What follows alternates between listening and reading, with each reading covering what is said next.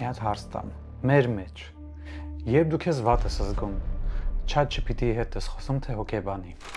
Վերջին շրջանում շատերն ասում են ինձ. ես ավելի շատ ChatGPT-ի հետ եմ խոսում, քան հոգեբանի։ Եվ անկեղծ ասած ես սա լիովին հասկանում եմ։ Բայց իրական հարցն այստեղ այլ է։ Արդյոք դա օգնում է երկարաժամկետ հեռանկարում։ Ես հոգեբան եմ եւ քեզ այսօր ազնվորեն կասեմ, երբ է ChatGPT-ն օգտակար եւ երբ է քեզ հարկավոր իրական մասնագիտական հոգեբանական օգնություն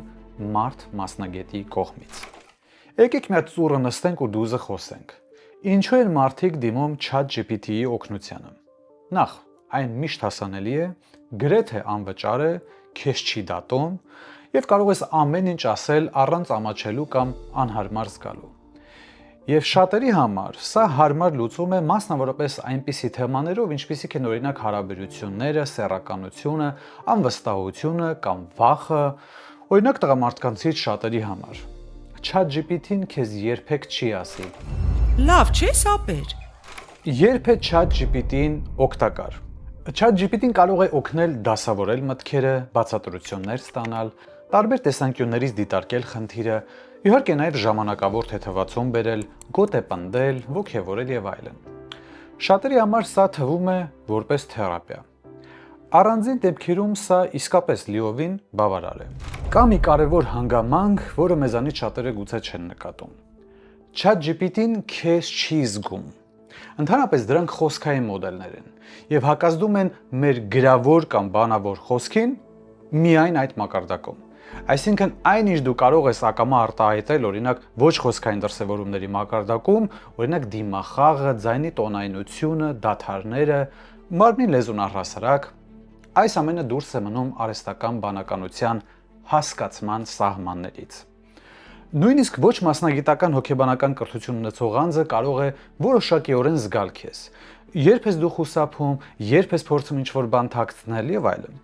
Ոչ խոսքային դրսևորումների վրա ուշադրություն դարձնելը բնորոշ է առհասարակ մարդ-մարդ հաղորդակցմանը։ Իսկ մասնավորապես հոգեբանական աշխատանքի պարագայում դա հսկայական նշանակություն ունի։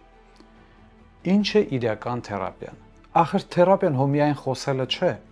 Դա հարաբերություն է, վստահություն, զգայական փորձ։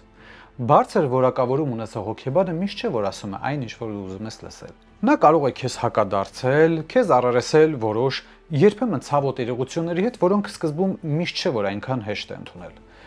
Ինչպես ասում է ժողովրդական հայտնի եզրույթը, լաց հացնողիդ մոտ գնա։ Մինչդեռ AI-ը քեզ փորձում է պուշ անել եւ խնայել։ Եթե AI-ը քեզ տալիս է ճիշտ պատասխանները, ապա հոգեբան հոգեթերապևտը ճիշտ հարցերը, որպեսզի դու ինքդ գտնես ճիշտ պատասխանները, թեկուզ հենց ChatGPT-ի միջոցով։ Ինչ է սպասվում ապագայում։ Արհեստական բանականությամբ պայմանավորված միտումն այսօր այնպեսին է, որ մակերեսային օգնությունը մասնավորապես Աստծո անվան շահարկումներով կկորի, իսկ իրական, գիտահեն եւ մասնագիտական էթիկայի հիմունքների վրա կառուցված խորհրդատվությունը կամ թերապիան կդառնան բավականին պահանջված։ Իդեպ շարլատանների եւ իրական մասնագետների վերաբերյալ ես շուտով կպատրաստեմ առանձին տեսանյութ, այնպես որ բաժանորդագրվիր, որպեսզի այն բաց չթողնես։ Իսկ ինչպիսին է ձեր փորձը ChatGPT-ի հետ հոգեբանական հարցեր քննարկելու։ Կիսվեք խնդրեմ ձեր տպավորություններով մեկնաբանությունների հատվածում, փորձենք քննարկում ծավալել։ Հիշեցնեմ նաև, որ այս տեսանյութերը պատրաստում եմ ամբողջությամբ ես։ ChatGPT-ին ճիշտ ասած մի քիչ օգնել է։ Այնպես որ եթե ցանկանում եք, որպեսզի հաճախ հանդիպենք YouTube-յան հարթակում, ապա կարող եք սեղմել հավանել կոճակը, կիսվեք այս տեսանյութով ձեր մտերիմների հետ եւ բաժանորդագրվեք իմ ալիքին։ Այդպիսով դուք մեծապես օգնած կլինեք ինձ։ Դե, կհանդիպենք շուտով։ Եղեք առողջ, առայժմ։